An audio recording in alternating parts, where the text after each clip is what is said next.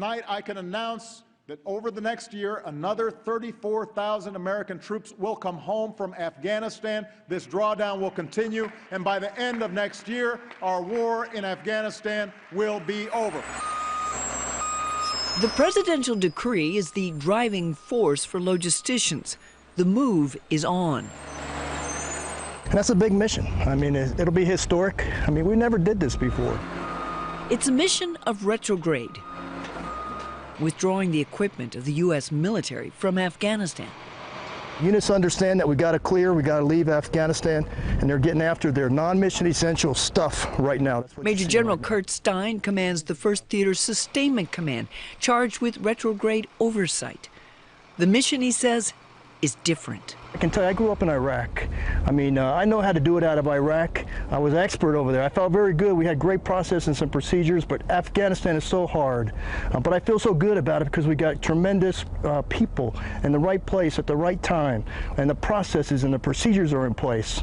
So I am confident that we're going to get our stuff out of here and get it back into the hands of our soldiers, airmen, Marines. That's our job, and we're going to do it and do it right. Doing it right is a logistical test. Unlike Iraq, this is an ongoing combat operation. Afghanistan is still a battle space. Operationally, 1st TSC answers to Army Central Command, which in turn looks to CENTCOM for strategic guidance. ISAF owns the theater, populated with NATO and coalition partners, also downsizing. The mission is influenced by political nuances and unforeseen demands caused by the environment. And then there's the budget. Big impact. And you know, our services want their equipment back now, so we can use today's dollars to get it reset and refit and again back into the hands of our military. It sounds simple enough, but this is Afghanistan, where nothing is simple. It is very overwhelming. I mean, very complex. We can't drive it down MSR Tampa into Kuwait like we did out of Iraq. Everything that happened in Kuwait and Iraq has to happen physically here in Afghanistan. A very real obstacle in getting equipment out is the terrain. Afghanistan is landlocked, mountainous, and dangerous. Exit routes are either air, which is expensive, or by road. Right now, a lot of it's going out by air. It's called multimodal. It's going to countries like Oman, Dubai, Jordan. But our goal is to be able to use the PAC G-Lock, move it by ground. Obviously, it's less expensive, quicker. Move it on a ship. I mean, that's our objective. PAC G-Lock translates to ground lines of communication through Pakistan. Roads that run from Afghanistan across the southern border and onto the seaports of Karachi. The PAC G-Lock has a tenuous history and has only recently been reopened following a 7-month closure because of strategic differences. Currently, traffic is flowing, a transport reality Stein hopes will continue. I wish for the PAC G-Lock to be open forever and ever and let us flow stuff through there continuously, routinely, uninterrupted. I think that's my biggest dream right now. Sustainment stock, right. Op project stock, as you mentioned, sir, right. Those have been moved out. Feeding the dream is the ongoing operation at Bagram Airfield, one of 2 primary retrograde sites. Inside 60-foot warehouses, Redistribution Property Accountability, or RPAT, is a 24/7 operation. The key word is accountability. The RPAT team handles all rolling stock, anything that moves, and other property book items, things typically associated with vehicles. Once here, it's stripped down, evaluated, and entered into a supported chain of custody that follows every piece that comes through. Each item is touched, identified, and coded, processed for eventual entry into the Army Reset program for use by soldiers in the next fight.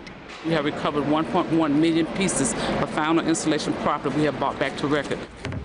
We're saving a lot of money for the taxpayers. That's what it's all about. The scope of the mission is huge. Literally tens of thousands of pieces of military hardware, all kinds of stuff, are earmarked to return. More than enough to fill more than 20,000 20-foot containers. That's just for now. There's a lot of stuff. That's exactly right. But Gail, you know, if you look at it in perspective, if you look at 6 months ago, you know, there was a lot more stuff, right? There was a lot more stuff. And so, yeah, there's a lot of stuff, and we have a plan to get after it and get it back to where it needs to go. The work at Bagram and Kandahar down south is a team effort. From battle space owner to the 401st Army Field Support Brigade to individual augmentees, part of the CENTCOM Material Retrograde Element, CMRE. Soldiers like Sergeant Eric Hill. Hill is part of an ammo abatement team. Every vehicle that comes into our pad is checked multiple times for any kind of ammo.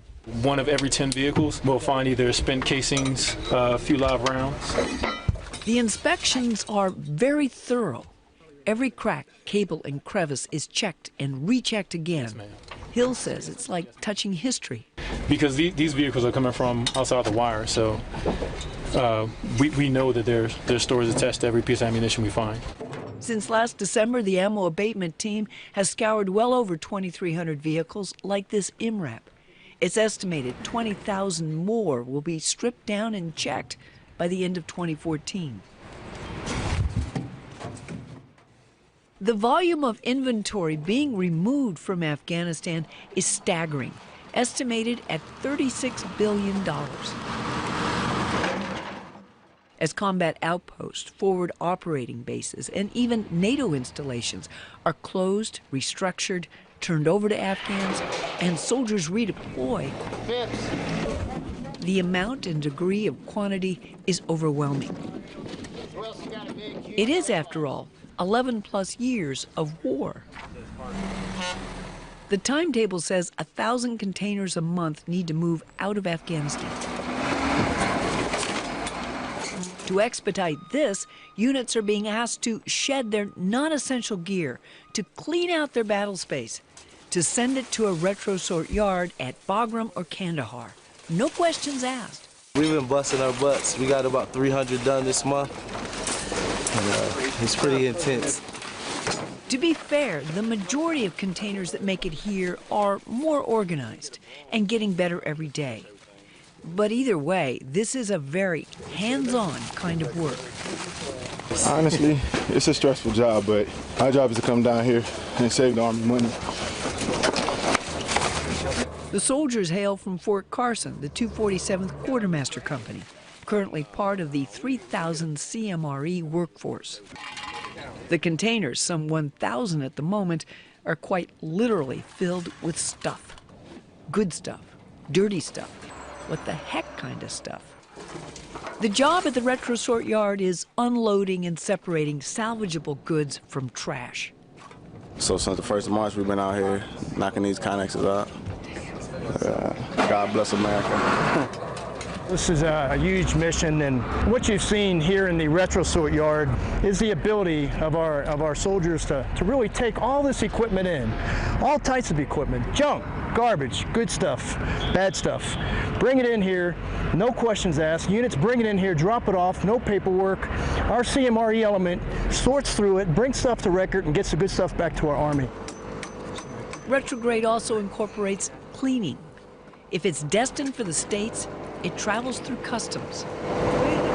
Oh man, you know, all that's what we're looking for is like the infestation, kind of bugs, or the dirt. The big stuff hits the wash racks.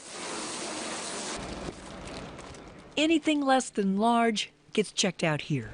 We don't want any type of infection or anything that goes in, like any pitchable dirt. We don't want anything of that stuff going back into the States. The end should be clean to where when it goes back to the States and it is unpacked, it is ready to be put back into the system. We have these air dryers. As long as they're sealed, air filters are good to go. No dirt, no nothing. We're able to put them in here.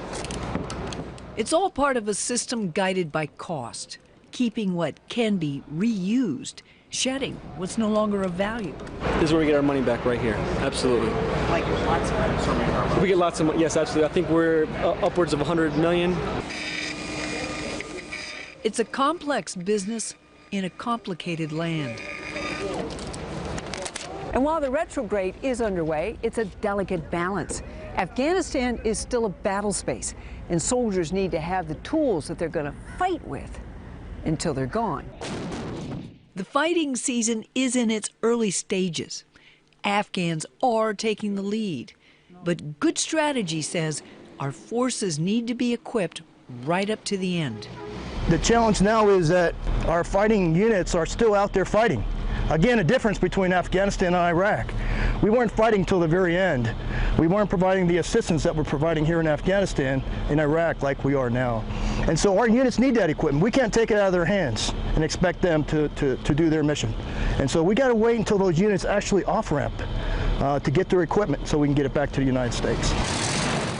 In the meanwhile, Stein says they are adapting, looking for ways to lessen the overall volume and cost of materiel moved out of theater, while also adjusting to unknowns that will undoubtedly determine the final outcome. What is known is the pace of retrograde will continue to ramp up as the final drawdown gets closer. And while some $36 billion of inventory will leave Afghanistan by the end of 2014, the price tag for what is being called one of the most challenging military transportation operations in history is currently set at $6 billion. What's also known is the retrograde process is evolving. The big push is yet to begin. But according to the first TSC commander, there is a known deadline, and logisticians are confident that it can be met. We got tremendous people in the right place at the right time, and the processes and the procedures are in place. So I think we're okay.